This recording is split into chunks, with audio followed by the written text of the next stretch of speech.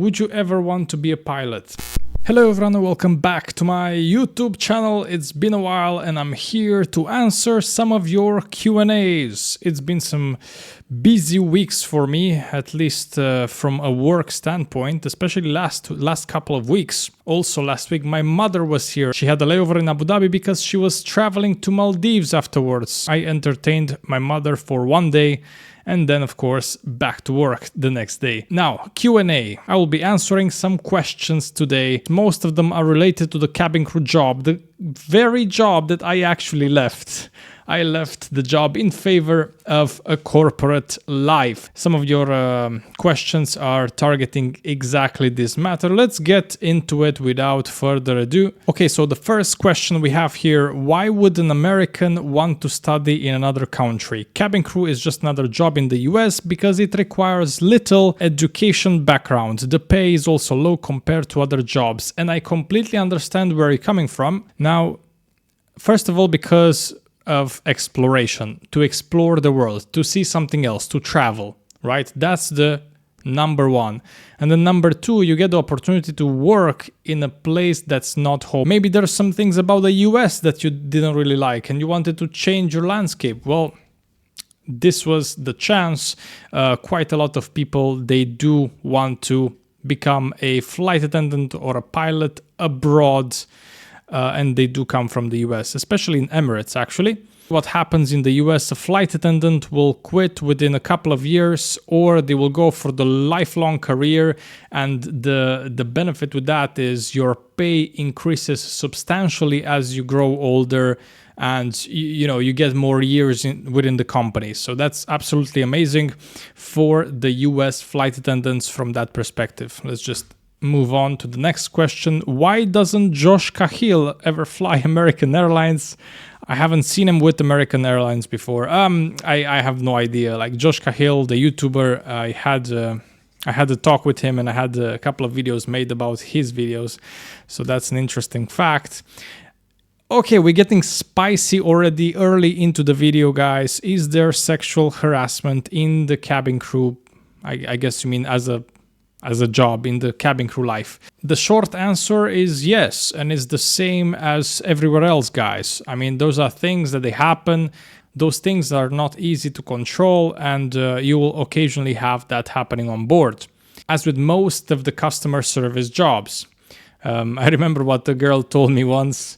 I had this guy, this passenger, this Arabic guy, and he was like, "Hey, you pretty, you, me, marriage. Ring." I was like, okay. Like, it's just like this kind of funny situations. It's a culture thing as well. I would say serious harassment is something that I haven't seen personally, or I don't know of, at least. I can tell you that side. All right, Alex, how long do I have to work as a flight attendant before I can apply for an office job like you? Do you recommend this change for someone who really doesn't want to, or should he return to his country if he is tired of his job as a flight attendant? So first of all, if you are looking to have a corporate office job, don't apply to become a flight attendant. What I've been through, and the fact that I managed to, let's say, secure a job within my company in the corporate world, that's fine, but that's something that happened along the way. It's not something that I started with as a thought. If you want to work as a crew, you should focus on that. Take things one by one. If it's meant to be, it's meant to be. Keep an open mind for opportunities. That's what I've always done, I guess, and it's been working so far so good. Yeah. I do recommend this change, especially after a few years. And I would say most people, once they're done here with this job, with the cabin crew job, they will return in their home country. This is the normal pathway, let's say. Yeah. Okay, let's see. Can I become cabin crew if I have a mild hearing loss in one side of the ear? Please answer me. Well, mild hearing loss in one side of the ear, that doesn't sound too bad. I think, for example, I hear better with this ear than with this ear. I think that's pretty common. You will have one better ear than the other. It depends how severe that can be a problem and that can be discovered in the medicals. Hi Alex, how are you doing? Can you tell me if Etihad hires employees with physical disability? So it's physical, I have to correct your grammar, mate. Have you seen any employee with a disability at the airport or even in the backstage? No, because we have to be fit. We have to be able-bodied. That's what it's called. And that's due to safety reasons. I must be able to save your life in an emergency if shit hits the fan, right? If shit starts happening on that flight, a cabin crew have to be able to save you. But if he has problems in the first place, any kind of physical problems, obviously, that's not ideal. I'm not saying maybe some airlines do, but for the most part, you have to be able-bodied. You have to be physically fit. It is what it is, and it's the truth. Hey Alex, can you tell me how Etihad's fetch for duplicate application cabin crew? All right. So it's hard for me to actually understand this question. I guess you have to remember those airlines, they stipulate a 6 months waiting time between the applications. If you apply for Emirates, Qatar, and Etihad at the same time, you can apply for all 3 of them, no problem. You can throw in some Fly Dubai, some Air Arabia, and everything under the sun. Just do it, guys. Just apply. Applying is the path. Applying is the key. I have a question that's bothering me since I started cabin crew research. That question is, if I don't want an accommodation with a colleague, does Etihad or Emirates offer a housing allowance then? Because I want to live with my wife. If you have a wife and if she is in the same country, if she's in UAE, absolutely. The answer is yes, you can take a leave-out allowance and you can live outside. I believe that's after 6 months of probation. So I think 6 months you'll have to live in the Etihad or Emirates premises and then you can move out taking your leave-out allowance. It's a process, you have to request for it and it's fine. Just you have to provide the certificate of marriage and all of that stuff. Next question, can I get my cat to live with me in Emirates company accommodation if my flatmate doesn't mind that? Please, I got accepted and this is my only concern. Congratulations for getting accepted in Emirates, apparently. And the answer to this question is yes, you can take it. In Emirates, the rules are a bit gray about pets, but a lot of cabin crew, they have pets, they have cats, and as long as your flatmate is okay with that, that's perfectly fine. In case your flatmate is allergic or your flatmate doesn't want to have a pet inside the house, things can get rough. So it depends on your flatmate, but otherwise, yes. Just don't tell security downstairs. In Etihad, it's different because Etihad has a better policy regarding pets. Cats are officially allowed in Etihad. You just have to register them or tell security you have a cat. That's all. All right. Hi, Alexander. I got recruited as a ground crew, a passenger service agent. Congratulations. Where the base salary is only $1,100 a month, not including transport, housing, insurances, etc. Do you think I got underpaid? Well, that really depends on the other side. So if that's the full salary, it's quite low, especially for Abu Dhabi or Dubai, it's quite low. So, you can survive on that salary. You'll have to share your accommodation, probably share your room with somebody else, find cheap accommodation, and then, insurance, that depends on you. So it can be quite rough. You will work to survive, but you will not thrive or save much, let's say. There's some people on $1,000, they save more than people with $3,000 or $4,000. So at the end of the day, it depends on your expenses. But yeah, I hope you can progress from that and I hope it will work out for you. Just a comment from a subscriber. I was a flight attendant for 40 years and I loved every moment of it. That's the comment. That is the comment, guys. What do you think about this? This is something else, right? 40 years. 40 years being a cabin crew. Honestly, I would think that's quite a lot. That's more than a regular career in any job. That's crazy. But good for you. I'm really happy to hear that, and it's a great job overall. This is the truth. Maybe you were not a flight attendant in the Middle East, because Middle Eastern airlines are not that old themselves. The oldest one is Emirates.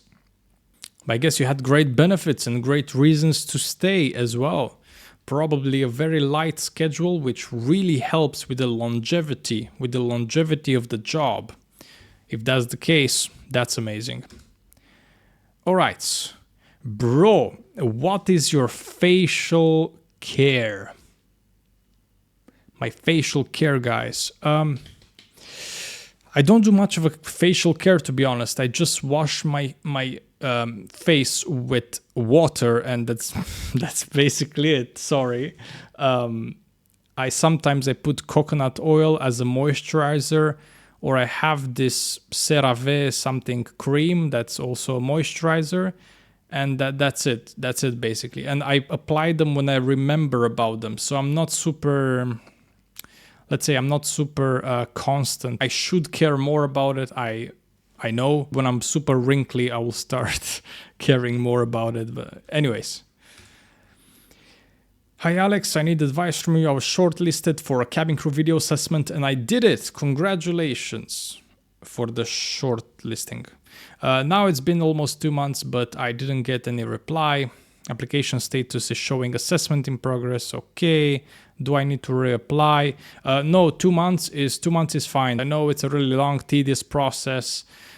It should be better streamlined, but I guess the applications are so many that it's really difficult with the recruitment process. So you just have to be patient. You just need some patience, and I believe good things will happen.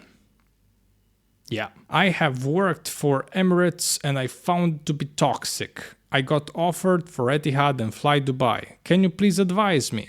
Some people are way better than the others. Emirates is a good airline, guys. They have great benefits. Some of the benefits outshine even Etihad. Obviously, I do prefer Etihad, and I'm a bit biased towards Etihad, right? Nevertheless, Emirates is good, guys.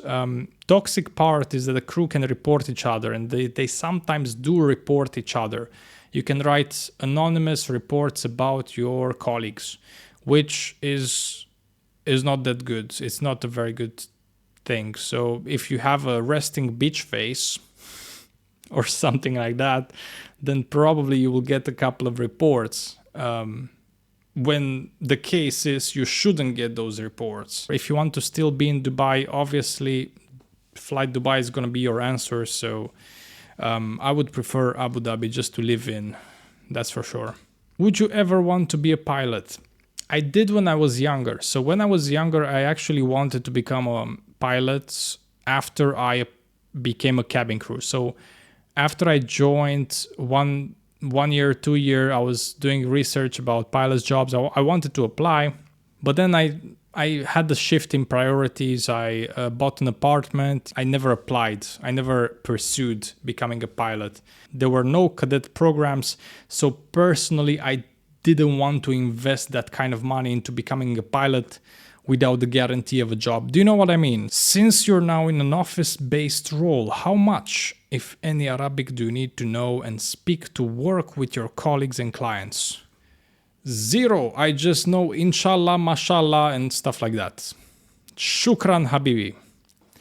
I still know the same level of Arabic that I knew when I first joined the company. The truth is, I never had to learn Arabic. There was never a need for me to learn Arabic. Why would I if everybody speaks English? Can't Etihad or other airlines hire you as a content creator and ambassador? Thank you very much. I'm a terrible content creator.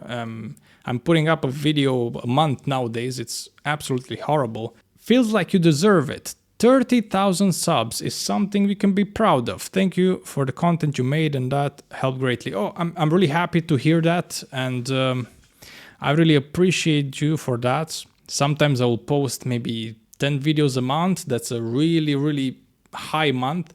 But then sometimes I'll post 1 or 2 videos a month. So I should really be more consistent and then have a consistency with what I offer as a creator. And answering your question, I am already working with Etihad, and I kind of build my channel on the cabin crew lifestyle itself. I did some vlogs, I did some Q&As, I did a lot of videos about my life as a cabin crew. I helped some people get along with the idea of being a cabin crew and, hey, join Abu Dhabi, join Middle East. It's not that bad. It's pretty cool. Yes, it's hot, but yalla. So I think I grew as a content creator alongside that. Hiring me separately just to put out Etihad videos, that sounds a bit like their social media team is already doing that. They're putting out content, they're doing, a lot of promotional things. I don't know, it's just that I feel like I need to keep my social media stuff for me personally and not have it as a profession. I don't know if that makes any sense. I hope it does. I think this is the last question I have in this list. No, this is the last question. You can keep doing podcasts with the new joiners, and I hope I'll be with you someday. You can do fashion, gym, and nutrition content. I really appreciate you guys suggesting me things, ideas for the channel and so on and so forth. That's really great. You can do vlogs in different estates in the UAE. Don't stop posting in this channel. I think this comment was attributed to my "why did I quit the job of cabin crew" video. So the problem with podcasts now, I was in Etihad accommodation and I had a living room, right? I had a space that I could dedicate to a podcast. Right now I'm in a bedroom. I'm in a studio. I'm in a studio apartment, guys.